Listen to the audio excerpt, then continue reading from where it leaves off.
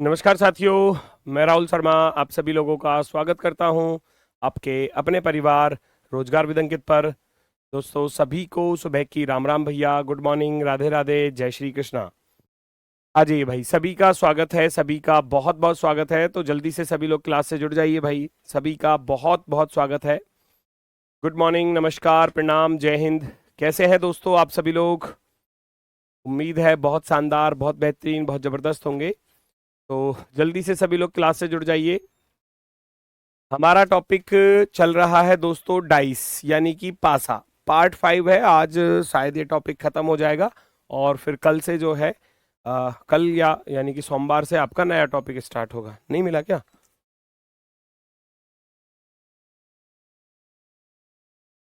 नहीं, गायब कर दिया।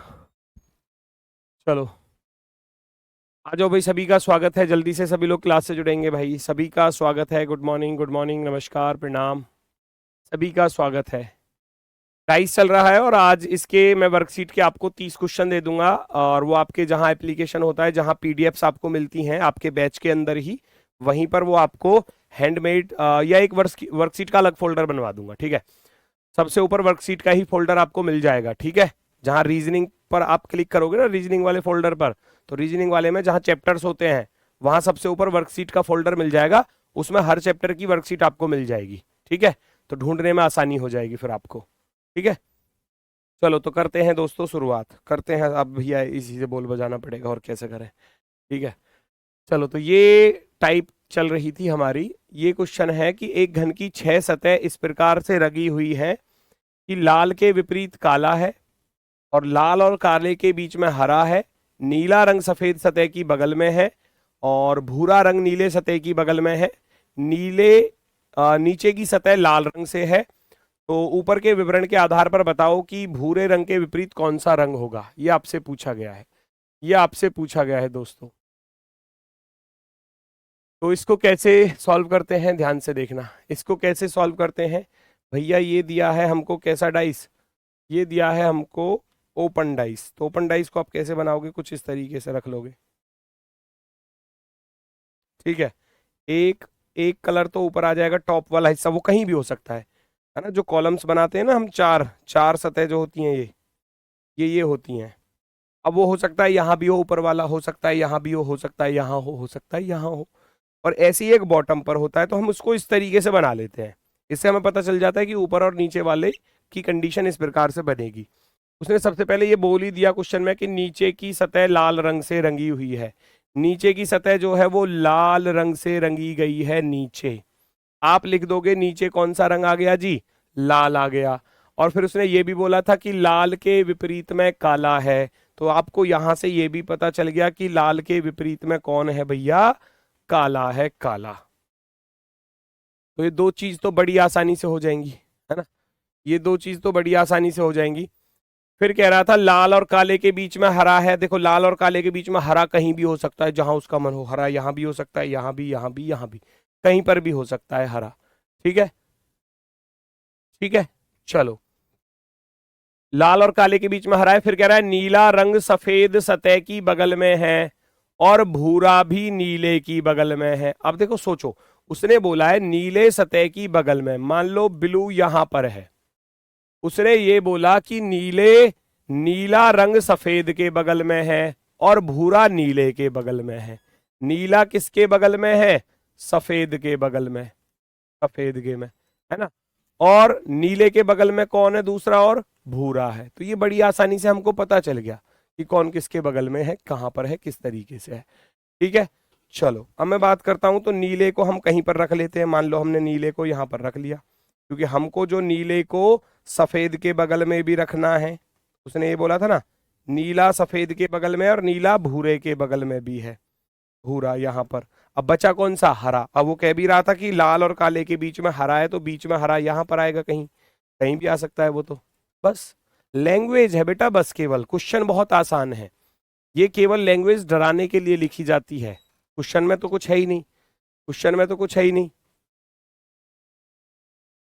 नीचे की सतह लाल रंग से है, तो ऊपर के विवरण के आधार पर बताइए कि भूरे रंग के विपरीत कौन सा है। भूरे रंग के विपरीत कौन सा है, आपको बताना है कि भूरे रंग के विपरीत इस भूरे रंग के विपरीत कौन है ये आपको बताना है। भूरे के विपरीत में सफेद होने वाला है, सफेद। आप ऑप्शन नंबर 1 को टिक कर देंगे। ऑप्शन नंबर 1 सफेद, बिल्कुल सही है, बिल्कुल सही है। भूरे रंग के सफेद, भाई साफ साफ बोला है कि नीचे लाल है ऊपर काला है, समझना है सवाल को। नीचे लाल है ऊपर काला, ऊपर काला क्यों आया? क्योंकि उसने बोला था लाल के विपरीत काला है, black is opposite to red, है ना, ब्लैक अपोजिट टू रेड हो गया। फिर बोला गया था कि नीले रंग, नीला रंग जो है वो सफेद की बगल में है, blue is next to the white face, next यानी कि उसका जस्ट पड़ोस में। भूरा रंग नीले की बगल में, brown is next to the blue, देखो blue is next to white, blue is next to white, और brown is next to blue, brown is next to blue. तो इसका अर्थ है सफेद और भूरा अपोजिट हो गए। भाई नीला तो बीच में आ गया ना दोनों के में, तो सफेद एक तरफ आ गया, भूरा एक तरफ आ गया, तो आप कहोगे सफेद और भूरा एक दूसरे के अपोजिट हो जाएंगे। हरा जो था वो यहां था बीच में ही, कह रहा था काले और लाल के बीच में हरा है, तो वो तो बीच में आ ही रहा है बिल्कुल। तो हम कहेंगे, पूछा गया है भूरे रंग के विपरीत कौन सा होगा, आप कहोगे भूरे रंग के विपरीत भैया सफेद होगा। भूरे रंग के विपरीत कौन होगा? आप कहोगे सफेद होगा भूरे रंग के। पर बहुत टफ क्वेश्चन है, कोई ट्रिक? भाई कितना टफ है मुझे ये तो बता दो। मन में ही ठान के चले हो कि मन में टफ ही है, टफ है तो छोड़ दो इसको। मतलब किसी भी क्वेश्चन को तुमको कोई चीज नई सिखा दो ना, तुमको यही लगता है कि टफ है और हार्ड है और ये है और वो है, दुनिया भर के गीत गाने लग जाते हो। कई बार ऐसा होता है, कई बार, आप नहीं, हर बैच में ऐसा ही होता है। मतलब सिखानी नहीं चाहिए क्या कोई नई चीज? नहीं सिखानी चाहिए क्या? कभी कभी मुझे ऐसा फील होने लग जाता है कि नहीं, सिखानी नहीं चाहिए बच्चों को नई चीज, वही सिखाना चाहिए जो उनसे हो सकता है, जो उनसे आता है बस।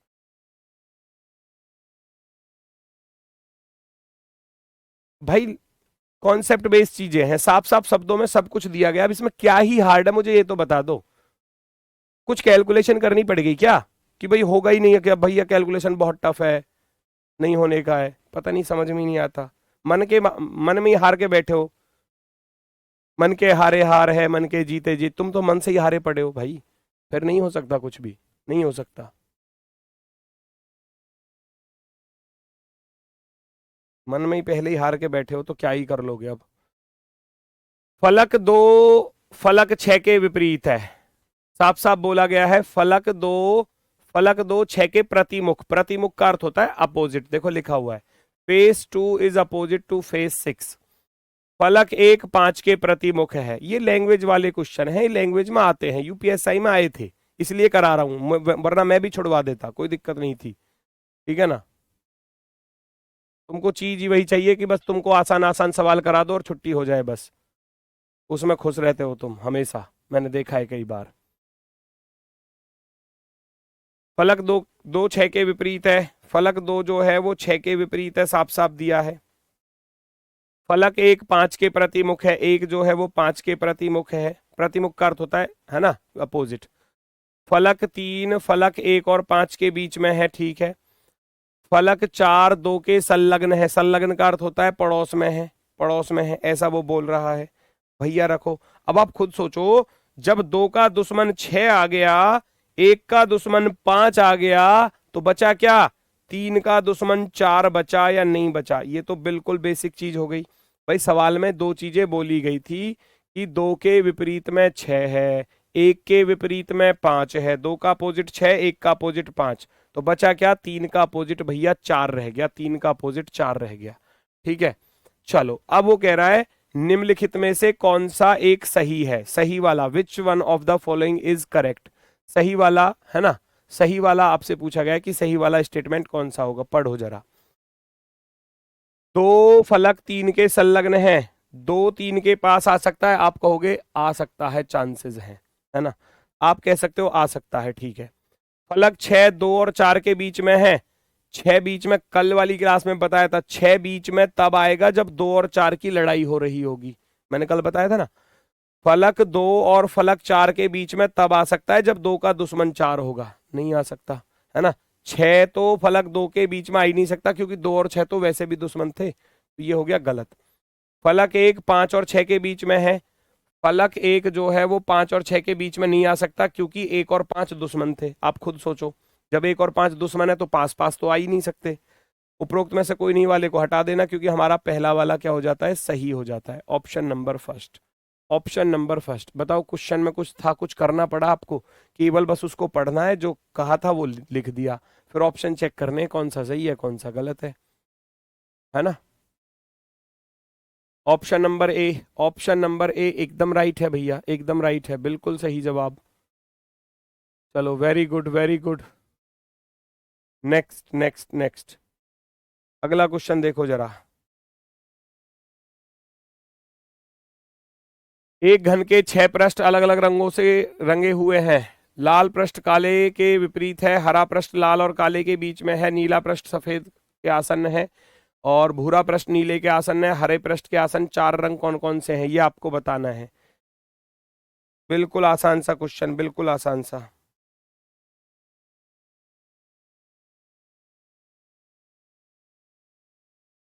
देखो लाल पृष्ठ काले के विपरीत है, रख दो। फिर कह रहा है हरा पृष्ठ लाल और काले के बीच में, ही तो पिछला वाला ही सवाल हो गया। देखो बिल्कुल सेम टू सेम वही सवाल बन गया, बिल्कुल सेम टू सेम वही सवाल बन गया कि लाल और काले एक दूसरे के अपोजिट हैं। कह रहा है लाल और काले एक दूसरे के अपोजिट है, तो मान लिया काला यहां पर है और लाल यहां पर है, वही सवाल है बिल्कुल। काले और लाल के बीच में हरा है, ये रहा हरा, लाल और काले के बीच में है, तो कहीं भी रख देना हरे को, यहां रख दिया हरा, आ गया लाल और काले के बीच में आ गया हरा। कह रहा है नीला पृष्ठ सफेद के आसन्न है और भूरा नीले के आसन्न है, फिर से वही चीज है ना। नीला पृष्ठ जो है वो सफेद के आसन्न है, सफेद के आसन्न यानी कि सफेद का पड़ोसी, बस लैंग्वेज बदल दी है थोड़ी सी, सवाल वही है। नीला सफेद के पास में है, नीला पृष्ठ सफेद के आसन्न, आसन्न का अर्थ होता है पड़ोसी, एडजेसेंट। भूरा पृष्ठ नीले के आसन्न है, नीले के आसन्न में कौन है, भूरा है, भूरा। वही सवाल था बिल्कुल, बस लैंग्वेज बदली है थोड़ी सी। बिल्कुल इस तरीके से बना लोगे। हरे के आसन्न में 4 रंग पूछे हैं, हरे का अपोजिट कौन है बताना जरा। हरे का अपोजिट हमको पता चला, हरे का अपोजिट नीला है, तो हरा बस नीले के पास में नहीं आएगा, बाकी इन चारों के पास में आ जाएगा। समझे बात को? हरा, हरा बस नीले के पास में नहीं आ सकता, बाकी 4 मैंने बताया था, एक सतह की एक ही विपरीत सतह होती है, बाकी बची हुई 4 सतह उसकी पड़ोसी होती हैं। तो हरे का दुश्मन जब नीला है तो नीला इसके पास में नहीं आ सकता, तो जिस ऑप्शन में नीला लिखा होगा वो आपका आंसर नहीं होगा। जिस ऑप्शन में नीला लिखा होगा आंसर नहीं होगा, जिस ऑप्शन में नीला लिखा होगा आंसर नहीं होगा। काम खत्म करोगे, ऑप्शन नंबर फर्स्ट को राइट कर दोगे। ऑप्शन नंबर फर्स्ट जो है वो राइट आंसर हो जाता है, एकदम ओके। क्लियर हुआ? बताओ फटाफट से। ऑप्शन नंबर 1, क्योंकि हरे का अपोजिट नीला है तो नीला इसके पास में नहीं आएगा, नीला नहीं हो सकता, नीला नहीं हो सकता, नीला नहीं हो सकता, तो बचा क्या, लाल काला भूरा सफेद, ये चारों इसके पड़ोसी होंगे। नेक्स्ट चेक करो भैया क्या दिया गया है। नीचे 6 अलग अलग पासों को दर्शाया गया है, ऊपरी सतह पर अंकित अंकों को विलुप्त कर दिया गया है, और प्रत्येक पासे में 2 विपरीत सतहों के अंकित अंकों का योग 7 है प्रत्येक पासे में। तो इसका अर्थ है ये सारे के सारे मानक पासे हैं, ये सारे के सारे कैसे हैं, मानक हैं भैया, मानक, क्योंकि उसने बोला है इस बात को, सुनना जरा। प्रत्येक पासे के 2 विपरीत सतहों पर अंकित अंकों का योग 7 है, और विपरीत का योग 7 होता है ना। विपरीत का योग 7 होता है तो कौन सा पासा होता है, मानक पासा होता है, यस और नो। मानक पासे हैं ये सारे के सारे, ये सारे के सारे मानक पासे हैं। 6 डाइस दिए गए हैं आपको। क्वेश्चन किस प्रकार से बनेगा, क्वेश्चन बनेगा इस प्रकार से।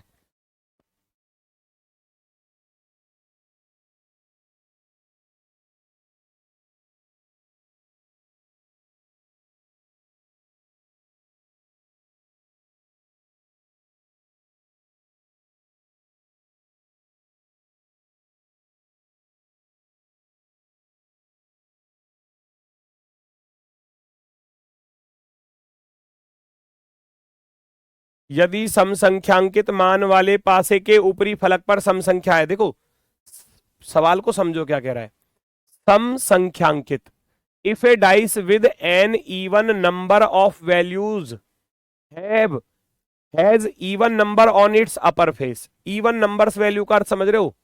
इवन नंबर्स वैल्यू वाले हो गए जैसे कि 2 नंबर का डाइस, है ना, 4 नंबर का डाइस और 6 नंबर का डाइस। वो बात इनकी कर रहा है। 2 4 6 इवन क्या होते हैं? इवन वाले कौन से होते हैं? इवन नंबर वाले होते हैं भैया 2 4 और 6, क्योंकि 6 डाइस थे तो ये इवन वाले हो गए। पहली बात तो ये समझो। सम संख्यांकित मान वाले पासे के ऊपरी फलक पर सम संख्या है, वो ये भी कह रहा है ऊपरी फलक पर क्या है? सम संख्या है, सम। अच्छा, हम जानते हैं ये सभी के सभी मानक पासे थे, उसने सवाल में पिछले में बोल दिया ये सारे के सारे मानक पासे हैं, तो 1 का दुश्मन 6 होगा, 2 का दुश्मन भैया 5 होगा और 3 का दुश्मन 4 होगा। ये तो फिक्स है, रटा हुआ है, बिल्कुल फिक्स है, रटा हुआ है कि 1 का दुश्मन 6, 2 का दुश्मन 5, 3 का दुश्मन 4, है ना। भाई हर सवाल पेपर में ऐसा नहीं आता कि आप उसको 2 सेकंड 4 सेकंड 6 सेकंड में, ऊपर कराए थे 2 सेकंड 4 सेकंड वाले भी, है ना। पर ये मत समझ कर चलना कि हर सवाल ही ऐसा आएगा कि बस 2 2 4 4 सेकंड वाले ही कराओ जी बस, बाकी मत कराओ कुछ भी। ऐसा नहीं होता, ऐसा नहीं होता, ठीक है। ये टाइम टेकिंग क्वेश्चन होते हैं तो पूछे जाते हैं इस तरीके से, बीच बीच में कहीं ना कहीं मिलते हैं। अब उसने बोला कि 2 4 6 ये डाइस जो है ना, इनके ऊपरी फलक पर सम संख्या है। वो ये कह रहा है यहां पर सम संख्या आएगी, सम, ठीक है। और यहां पर भी क्या आएगी? ऊपर सम आएगी, सम, ठीक है। सुनना जरा उसकी बात को, यहां ऊपर क्या आएगी? सम आएगी, सम, ठीक है। 2 4 6 के ऊपर सम, सम नंबर आएगा। अब हमने देखा 3 आ चुका है, 5 आ चुका है, तो 3 और 5 वाले को हटा दो, 3 और 5 वाले को हटा दो। 1 और 6 में से सम क्या है? 1 और 6 में से सम क्या है? आप कहोगे गुरुजी 1 और 6 में से सम जो है वो 6 है, तो फिक्स हो गया यहाँ 6 आएगा। यस और नो? फिक्स हो गया ना, 6 आएगा। भैया 5 और 3 यहां आ चुके हैं, 5 और 3 आ चुके हैं, 1 और 6 में से क्या आएगा? यहाँ पर 6 आएगा, ये भी फिक्स हो गया। यस और नो? 4 और 2 आ चुका है, बचा क्या? 6 बचा, तो यहाँ 6 ही आएगा। सबके ऊपर क्या आ गया? 6 आ गया। यस और नो? इतना बताओ। क्वेश्चन आसान है, बस थोड़ा सा समझना है उसको। कह रहा है सम संख्यांकित मान वाले, तो पहले तो सम नंबर वाले पकड़ लो, 2 4 6 पर जो आ रहे थे डाइस, उसमें भी ये बोला कि इनके ऊपर सम संख्या आएगी सबसे टॉप पर। ऊपर सम संख्या, सम संख्या, सम संख्या। मैंने देखा 3 आ गया, 5 आ गया। जब 3 और 5 आ चुके हैं, देखो 5 ही आ गया, तो 5 का दुश्मन 2 नहीं आ सकता यहाँ पर। 3 आ गया तो 3 का दुश्मन 4 नहीं आ सकता, तो बचा क्या? 1 और 6 बचा ना। 1 और 6 में से सम क्या है? 1 और 6 में से सम है 6। क्योंकि मैं यहां 2 नहीं रख सकता। क्यों नहीं रख सकता? कि 5 का दुश्मन 2 है। मैं यहां पर 4 नहीं रख सकता क्योंकि 4 और 3 दुश्मन थे, तो ऐसे पहचानना पड़ेगा। यहां 5 3 आ गया तो यहां 6 आएगा ही आएगा। क्यों? 5 का दुश्मन 2 नहीं आ सकता, 3 का दुश्मन 4 नहीं आ सकता यहां पर, क्योंकि ये मानक पासे थे। 4 और 2 पहले से ही मौजूद है, तो बचा क्या? 6 बचा। अब कह रहा है 6 इधर भी है, 6 इधर भी है, 6 इधर भी है। पूछा क्या था? इनका इनका कुल योग कितना होगा? तो 6 प्लस का 6 प्लस का 6 करोगे तो कितना हो जाएगा? 18। कितना आसान हो गया, 18। ऑप्शन नंबर बी राइट हो जाएगा। ऑप्शन नंबर बी राइट हो जाएगा। Option number B, very good, बहुत सही, बहुत शानदार, बहुत ही गजब, एकदम राइट, एकदम गजब। Option number be perfectly right हो जाएगा। बहुत सही। ऐसा ही अगला सवाल है, बिल्कुल सेम टू सेम उसी पर आधारित। मानक पासा ही है, ये भी उसी पर है ये सवाल, उसी पर है ये सवाल। मानक पासा दिया है तो 1 का दुश्मन 6 होगा, 2 का दुश्मन 5 होगा और 3 का दुश्मन 4 होगा। इतनी हिंट मैंने दे दी, बाकी इसकी सवाल को पढ़ो क्या कहना चाह रहा है। विषम संख्यांकित मान वाले, विषम संख्या वाले को पकड़ लो। विषम ये रहा, 1 3 और 5 को पकड़ना है अब की बार। विषम संख्या वाले को पकड़ो। विषम संख्यांकित मान वाले पासे की निचली सतह पर विषम संख्या है, तो इनके ऊपरी स्थित अंकों का योग कितना होगा? ये आपसे पूछा गया है। अच्छा, नीचे विषम है, देखो 5 आ गया, 5 का दुश्मन 2 ऊपर नहीं आ सकता। 6 आ गया, 6 का दुश्मन 1 ऊपर नहीं आ सकता। समझो इस चीज को। तो बचा क्या? बचा क्या? 4 और 3 बचा। 4 और 3 बचा ना, यस और नो, बस इतना बताना। आप ऐसे सोचो ना, भाई 5 आ गया, 6 आ गया, 5 आ गया, यहाँ 6 आ गया,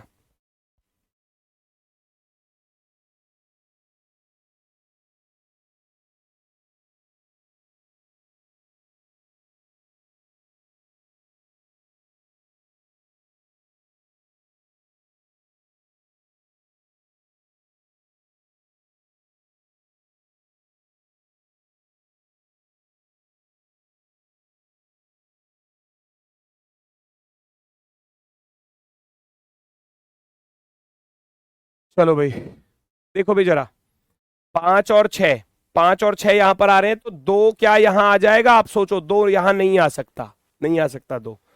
6 आ चुका है, तो यहां पर 1 नहीं आ सकता। तो 5, क्योंकि हम जानते हैं 5 का दुश्मन 2 है और 6 का दुश्मन 1 है, तो बचे क्या? 3 और 4 बचे।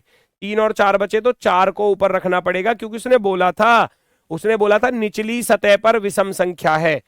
तो अगर ऊपर सम आ गई तो फिर नीचे विषम चला जाएगा ऑटोमेटिक। 3 और 4 में से सम लाना है ऊपर मुझे अब, है ना। विषम तो नीचे आएगी, विषम कहाँ आएगी? नीचे की तरफ। ऐसे ही 2 आ गया, 6 आ गया, तो यहां 4 बचेगा, क्योंकि नीचे आएगा विषम। नीचे कौन आएगा? विषम आएगा। सेम यहां पर आ जाओ, 6 आ गया, 5 आ गया, तो 2 ऊपर नहीं आ सकता, 1 ऊपर नहीं आ सकता, तो 3 और 4 में से क्या आएगा? 4 आएगा, क्योंकि विषम नीचे जाएगा। विषम कहाँ जाएगा? नीचे। अगर विषम नीचे है, सोचो इस चीज को, अगर उसने बोला कि विषम संख्या विषम नीचे की तरफ है, अगर विषम नीचे है तो बेटा सम ऊपर जाएगी ही जाएगी, ये फिक्स हो गया। उसने बोला था विषम नीचे है, तो ऊपर क्या रहेगा? ऊपर रहेगा भैया सम। ऊपर क्या रहेगा? सम रहेगा, बस ऐसे याद रख लेना, ठीक है ना। तो ऊपर सम आएगा, तो मैंने ऊपर सम रख दिया, जो आ सकता था, जो पॉसिबल हो सकता था। कह रहा है इनका योग बता दो। इनका योग कितना होने वाला है भैया? 4 4 आ रहा है सबके पर। 4 + का 4 + का 4, 4 × 3 = 12, 4 × 3 = 12। Option number first, option number first right answer होगा, एकदम ओके। 12 वाले बिल्कुल सही है, 12 वाले बिल्कुल सही है। नेक्स्ट पर आ जाओ। एक आखिरी टाइप बची हुई है, ये क्वेश्चन मार्क वाली, है ना, ये क्वेश्चन मार्क वाली, ठीक है।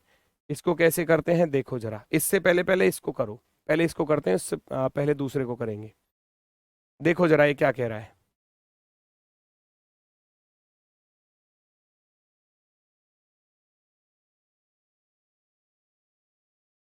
चेक करो जल्दी से।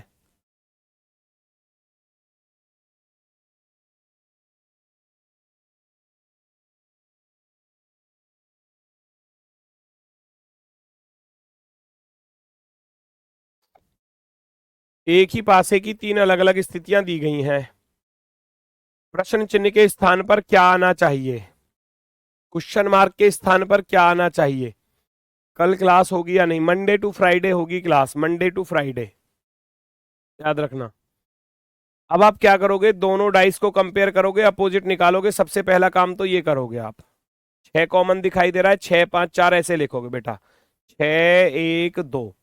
उधर से लिखोगे 6 5 4। यहां से पता चला 2 का दुश्मन 4 है, 1 का दुश्मन 5 है, और 6 का दुश्मन कौन बचा? आप कहोगे गुरुजी 3 बचा। क्लियर? इतना काम तो सबने करना सीख ही लिया।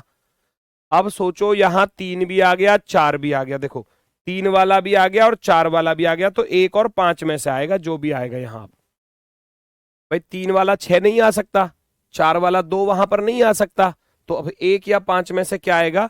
2 नहीं आ सकता, 3 नहीं आ सकता, 5 नहीं आ सकता, तो बचा क्या? 6 आएगा। ऑप्शन नंबर 4, ऑप्शन नंबर 4, है ना। क्योंकि यहां पर क्वेश्चन मार्क लगाया था, यहां पर सोचो, जब यहां पर इसने क्वेश्चन मार्क दिया है, तो 4 का दुश्मन क्या है? 4 का दुश्मन 2 है, तो 2 तो यहां हो नहीं सकता किसी भी हाल में। 3 का दुश्मन क्या है? 6, 6 भी यहां नहीं हो सकता किसी भी हाल में। और उसने 3 दिया था एक ऑप्शन में, है ना। सॉरी सॉरी सॉरी सॉरी, ये मैंने क्या कर दिया? रुको रुको, 2 नहीं आ सकता, 2 नहीं आ सकता, और 3 नहीं आ सकता। अब देखो, 1 और 5 बचते हैं, 1 और 5 में से 5 आएगा, 6 नहीं, सॉरी ये निशान गलत लग गया। बचा क्या? केवल और केवल ऑप्शन नंबर, क्योंकि 1 और 5 में से, 1 और 5 में से कोई यहां आ सकता है, या तो 1 आएगा या 5 आएगा, या तो 1 आएगा या 5 आएगा। क्योंकि 4 का दुश्मन क्या था? 4 का दुश्मन 2 था, तो 2 नहीं आ सकता, और 3 का दुश्मन 6 था, तो 6 भी नहीं आ सकता। तो अब या तो 1 आएगा या 5 आएगा, तो हम ऑप्शन की तरफ चले गए। तो ऑप्शन में हमको क्या दिखाई दिया? ऑप्शन में हमको 5 दिखाई दिया, तो 5 वाला बिल्कुल राइट आंसर होगा हमारा, ऑप्शन नंबर सी। 5 होगा, 5, 5 वाले बिल्कुल सही हैं, बिल्कुल सही हैं 5 वाले, एकदम ओके। अब इस सवाल को करो, ये थोड़ा सा रोटेशन केस है, इस पर अप्लाई, इसलिए इसको बाद में करा रहा हूं। चेक करो भैया, आप पहले अपोजिट फाइंड कर सकते हो। अपोजिट में आप देखोगे 2 कॉमन है, इसमें भी 2 कॉमन है, इसमें भी, तो 2 3 1 आप ऐसे लिख दोगे 2 3 1।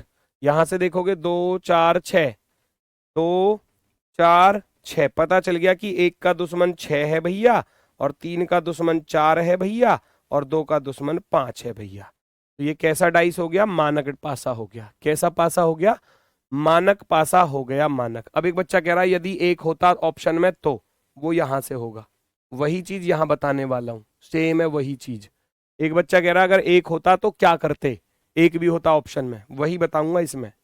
वही जो कॉन्सेप्ट है, इसलिए पहले मैंने उसको कराया और अब इसको करा रहा हूं। 1 6 3 4 2 5, तो कैसा ये मानक पासा हो चुका है। अब आप खुद सोचो, 2 यहां पर आ गया तो 5 यहां पर नहीं आ सकता, 4 आ गया तो 3 नहीं आ सकता, तो 5 और 3 नहीं आ सकते ना। अब आप क्या करोगे, एक तो 5 को हटा दोगे, एक 3 को हटा दोगे, बचा ना, 1 भी बचा और 6 भी बचा। गुरुजी अब कैसे? वही चीज जो आप पिछले वाले में मांग रहे थे वो यहां पर आ गई। 1 और 6 दोनों ही ऑप्शन में है, तो कैसे पता करें, कैसे पता करें कि 1 आएगा या 6 आएगा? बताओ, आप बताओ, 1 आएगा या 6 आएगा?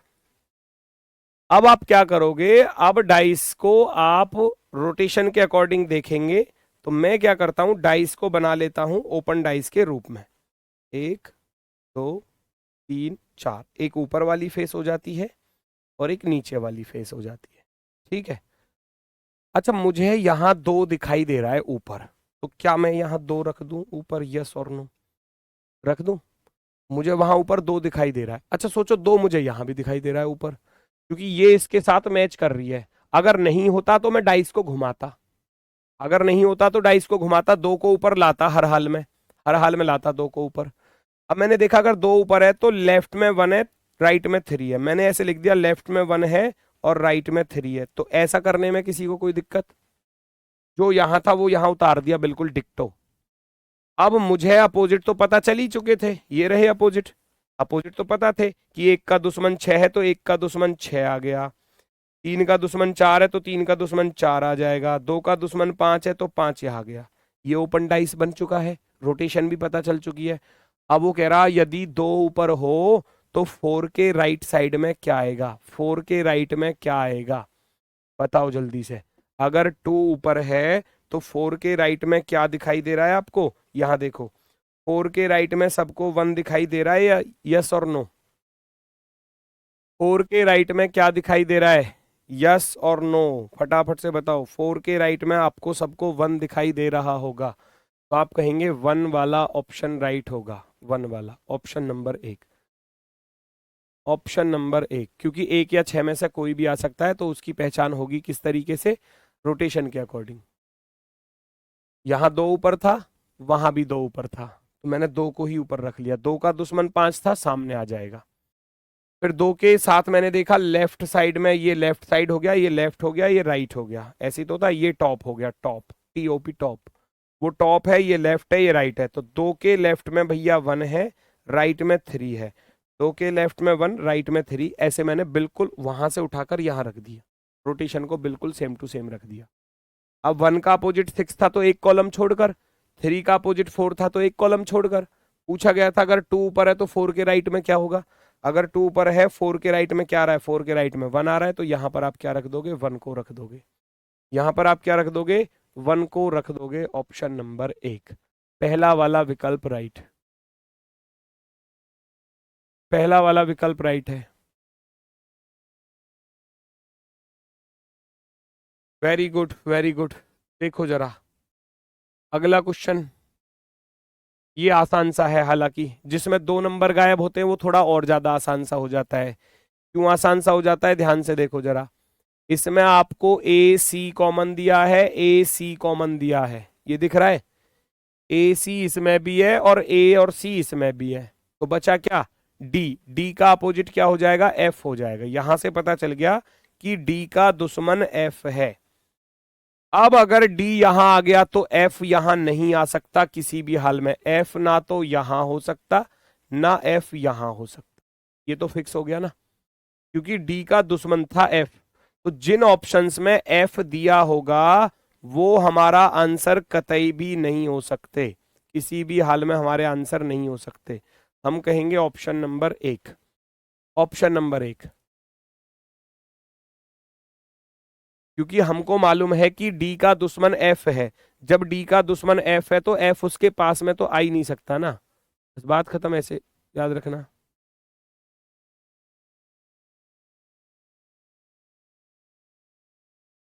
चलो वेरी गुड।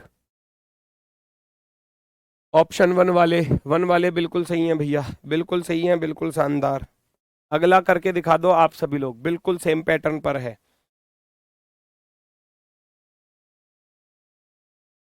बिल्कुल सेम पैटर्न पर है, बिल्कुल सेम।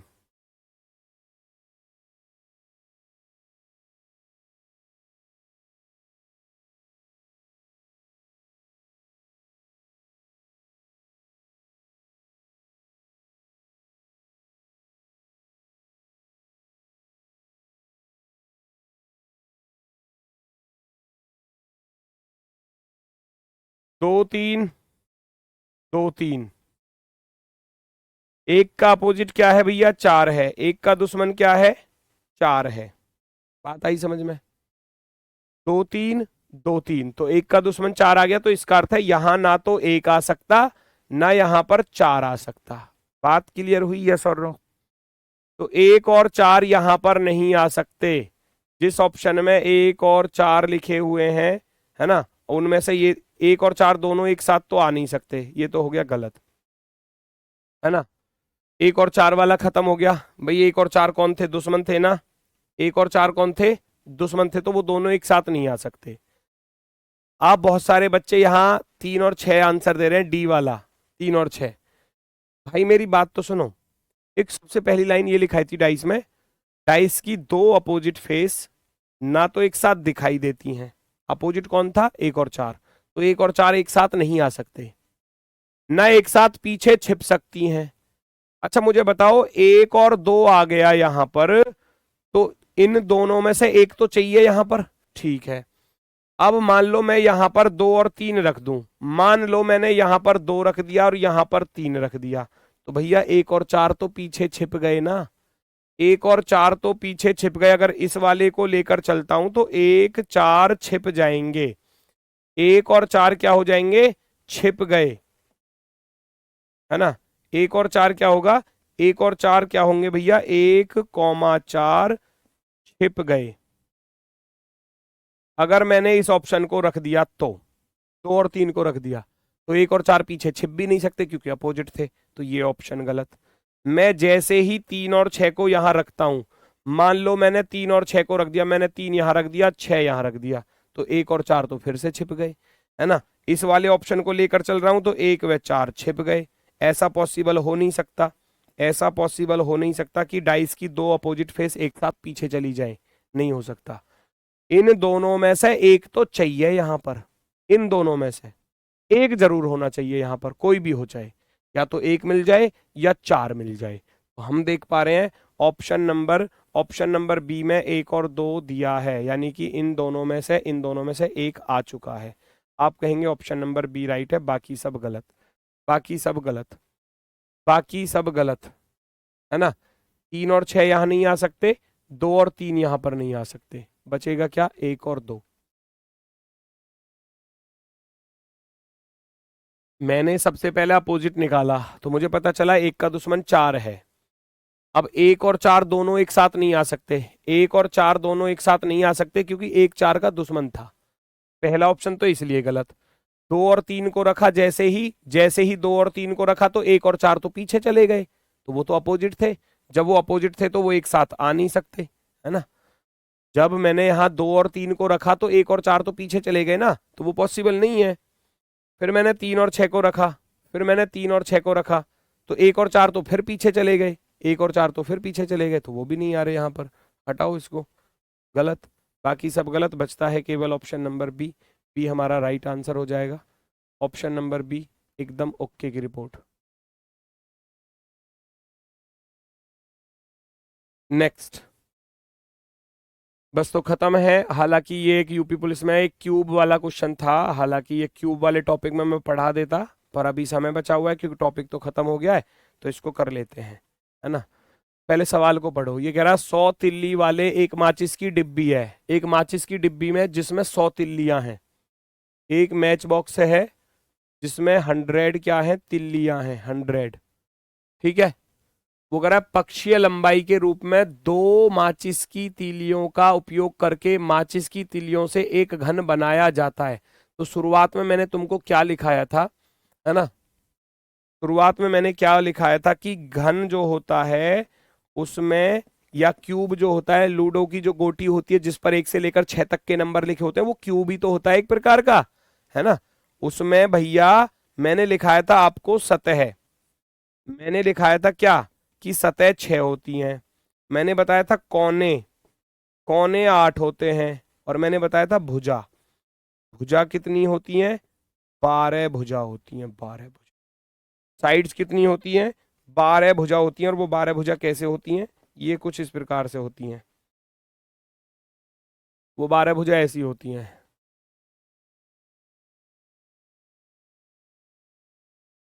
है ना।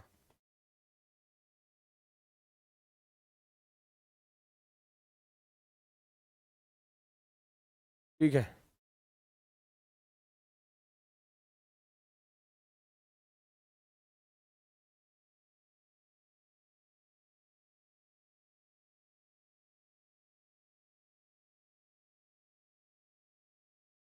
ये इस तरीके से होता है ना।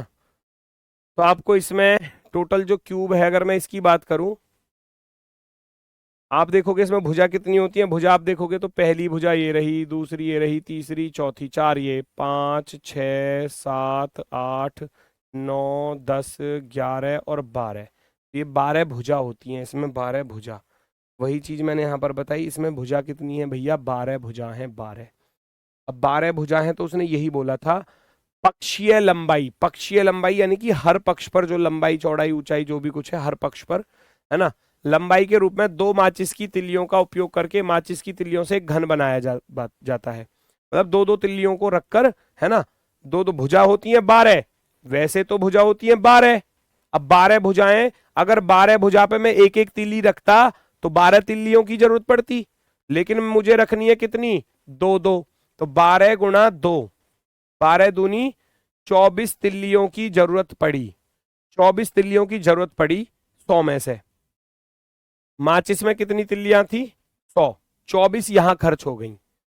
डिब्बे में कितनी माचिस की तिल्लियां बची, 100 में से 24 मैंने निकाल ली, जो खर्च कर ली। तो बची कितनी, शेष जो बची वो कितनी बची, शेष बची 100 में से आप 24 घटा दोगे। और 100 में से 24 घटा दोगे तो आपके पास रह जाएगा 76। 76, 76 आपका बिल्कुल सही जवाब होगा, एकदम परफेक्टली राइट वाला 76। क्योंकि 24 तो आप यूज कर चुके हो, 100 में से 24 तिल्लियां आप यूज कर चुके हो, आपके पास रह जाएंगी 76, 76। ठीक है। एक घन से 4 आयत फलकीय बनाने के लिए उसे न्यूनतम कितनी बार काटना पड़ेगा, ये आपको बताना है। एक घन से 4 आयत फलकीय बनाने के लिए उसे न्यूनतम कितनी बार काटना पड़ेगा। एक क्यूब है ना, एक ये क्यूब है ना, ये क्यूब दिया गया है। इससे अगर आयत फलकीय बनाने हैं तो इसे कितनी बार काटना पड़ेगा। सोचो, क्यूब है तो उसको कितनी बार काटोगे। एक बार तो ऐसे काट दो उसको, एक बार तो आरी ऐसे चला दो, ऐसे नो सीधी खड़ी आरी, तो दो हिस्से हो गए, दो हिस्से हो गए, यस और नो। और एक बार ऐसे कट जाएगा, एक बार ऐसे कट जाएगा, है ना। तो दो बार, एक बार तो चाकू है, पनीर नहीं काटते, पनीर नहीं काटते सब्जियों, सब्जी में डालने के लिए आपने देखा होगा पनीर का ऐसा बॉक्स आता है। तो आप उसको कैसे काटते हो पनीर को, भैया इतना मोटा पीस पनीर का आया, ऊपर से ऐसे काट दिया, फिर ऐसे काट दिया, फिर उसको ऐसे काट देते हैं ऊंचाई के अनुसार से।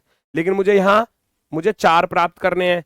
जब 4 प्राप्त करने हैं तो एक बार तो मैं कैसे काट दूंगा भैया, ऊपर से, तो ये दो हिस्से हो गए, और एक ऐसे बीच में से काट दूंगा, ऐसे बीच में से।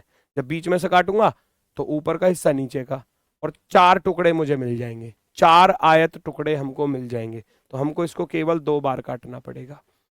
4 बनाने के लिए केवल 2 बार काटना पड़ेगा, क्योंकि एक बार काटूंगा तो 2 हिस्से हो जाएंगे, फिर दोबारा काटूंगा तो 2 के 4 हो जाएंगे। ये तो नॉर्मल सी चीज है भाई। किसी चीज को मैं एक बार काटा, मैंने एक बार काटा, दो हिस्से हो गए, है ना, दो हिस्से हो गए। वो नहीं काटते आप, सेब वगैरह काटते हो, अमरूद काटते हो, ऐसे ही तो काटते हो। घर में मान लो अमरूद लेकर आए, बच्चों में हिस्सा करना है, तो भैया ऐसे काट दिया, फिर ऐसे काट दिया, फिर ऐसे काट दिया, फिर ऐसे काट दिया। जितनी बार काट रहे हो उसके दुगने हिस्से हो रहे हैं। मुझे 4 चाहिए थे तो 2 बार काट दूंगा, 4 चाहिए थे तो 2 बार काट दूंगा, बस खत्म। एक घन के एक फलक को यादृच्छिक रूप से चुना गया है, नीले रंग का है और इसके सन्निकट सभी फलक हरे रंग के हैं, और नीले रंग वाले फलक के विपरीत भूरे रंग का है ना, नीले रंग के विपरीत भूरा रंग है। ये देखो 1 2 3 4, वो कह रहा है नीला, नीला हो गया, और नीले नीले रंग वाले फलक के विपरीत में क्या है, भूरा है, भूरा। उसने बोला भूरा है, साफ साफ बोल रहा है, नीले के अपोजिट में क्या है, भूरा है। फिर कह रहा है सन्निकट सभी, है ना, इसके सन्निकट सभी हरे रंग के हैं, इसके सन्निकट सभी हरे रंग के हैं। यानी कि मैं आपसे कहूं भैया, हरे रंग, बाकी सब क्या है, बाकी सब हरे रंग के हैं। ये भी हरे रंग का, ये भी, ये भी और ये भी, ये 4 जो हो गए वो हरे रंग के हो गए। वही कह रहा है नीला ऊपर हो गया, भूरा नीचे हो गया, और बाकी ये सब जो है वो हरे रंग के हैं। तो यही पूछ रहा था कि हरे रंग के घन फलक कितने हैं, हरे रंग के फलक कितने हैं, हरे रंग की जो सतह है वो कितनी है, हरे रंग की सतह जो है वो कितनी है।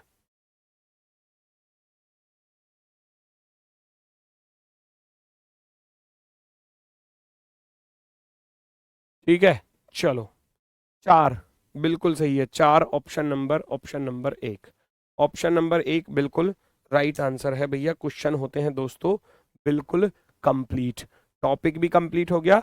अब 30 क्वेश्चन आपको कहाँ मिलेंगे, मैं वो आपको बता देता हूँ, वो मैं आपको बता देता हूँ कि वो आपको 30 क्वेश्चन कहाँ मिलेंगे। सुनो जरा, जब आप अपने एप्लीकेशन को ओपन करते हैं, एक यहाँ हमारे नेटवर्क पता नहीं कहाँ चले जाते हैं, जैसे ही आप अपने एप्लीकेशन को ओपन करोगे तो दीवानजी 2.0 बैच दिख जाएगा, उस पर क्लिक करोगे, क्लिक करोगे तो ऊपर भैया स्टैटिक जीके, फिर करंट अफेयर्स, फिर फ्री बुक्स, फिर हिंदी, फिर रीजनिंग। अब रीजनिंग वाले फोल्डर पर क्लिक करोगे, ऐसे खुलकर आएगा। अभी तो ये ऐसे आ रही है क्लासेस, यहाँ फोल्डर बने आएंगे, है ना। जब एक टॉपिक हो जाएगा तो डाइस का फोल्डर, फिर अगला कोडिंग डिकोडिंग, तो कोडिंग डिकोडिंग का फोल्डर, ऊपर सबसे वर्कशीट का फोल्डर बनवा दूंगा। उस वर्कशीट वाले पर क्लिक कर लेना, वर्कशीट में आपको चीजें मिल जाएंगी। ठीक है, तो आज के लिए बस इतना ही है, फिर मिलते हैं आपसे सोमवार में अपने वाले समय पर सुबह 10 बजे। ठीक है, तब तक के लिए सभी को भैया प्यार भरा नमस्कार, धन्यवाद, टाटा, बाय बाय।